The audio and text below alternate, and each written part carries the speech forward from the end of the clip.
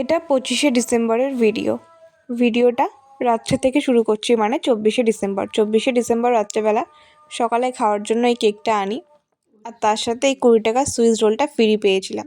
ফ্রির জিনিসগুলো সবথেকে বেশি ভালো লাগে আর সেটা আগে দেখতে ইচ্ছে করে। তারপর কেকটা খুললাম, কেকটা বেশ ভালো ছিল। তারপর সকালবেলা উঠে গেছিলাম বেকারিতে, সেখানে গিয়ে কিছু স্ন্যাক্স আইটেম আর কিছু পেস্ট্রি দেখছিলাম।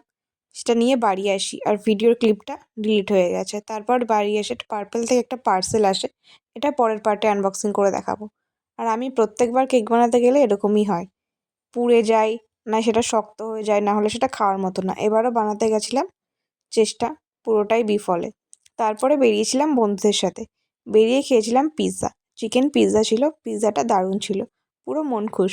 তারপরে সন্ধেবেলায় ফুচকা খেতে বেরিয়েছিলাম, আর ফুচকা খাওয়ার না কোনো ক্লিপ নিতে পারিনি, কারণ ক্যামেরা ধরার কেউ ছিল না। রাত্রেবেলা একটা ছোটোখাটো পিকনিক ছিল, পিকনিকে ছিল খিচুড়ি, ঝুড়ি ঝুড়ি আলু ভাজা, বেগুনি আর বাঁধাকপির তরকারি। বাস আজকে